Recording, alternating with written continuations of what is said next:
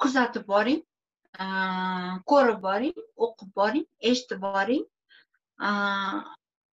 Pul mavzuidagi intervyularni, biznesmenlarning intervyularini, millioner insonlarning intervyularini, omadli insonlarning intervyularini, chiqishlarini,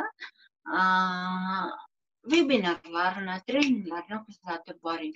Internetda, YouTube'da kirsangiz ko'p, judayam ko'p. Iloji boricha to'g'ridan-to'g'ri efirlarga ulanishga harakat qiling. To'g'ridan-to'g'ri efirlariga kirib oling.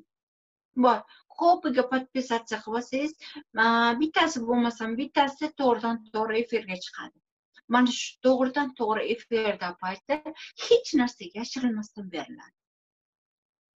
Harakat qiling, mana shunaqa efirlarga ergashib olishga.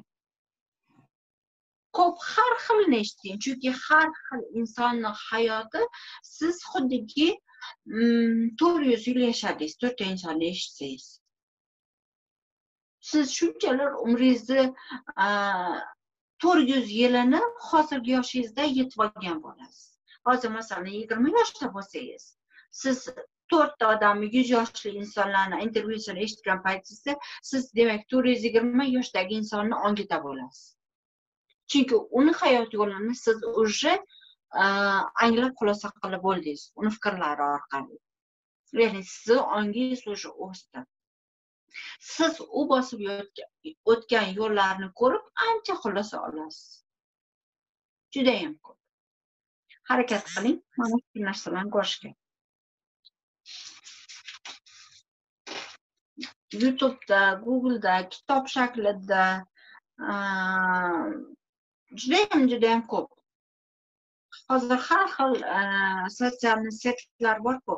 Har biridan topsangiz bo'ladi shunaqa omadli insonlarni.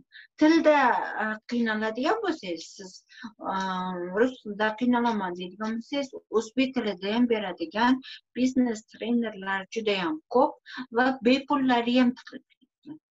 Bepul darslari ochiq holatda turganlari ham bor. M-Factor bor, tak. Building.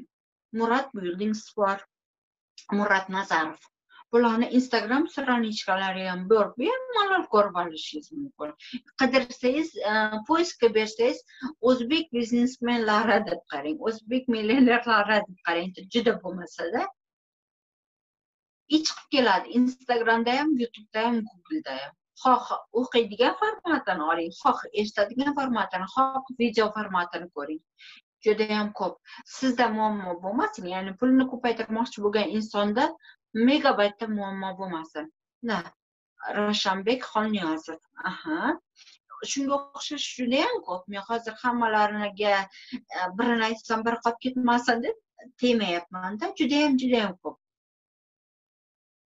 Menda variant judayam ko'p. Faqat bittalarini aytsam, bittalariga tegmaydi, faqat mashhur ikkita insonni aytdim. Da. Ixtiyor To'smetov borlar.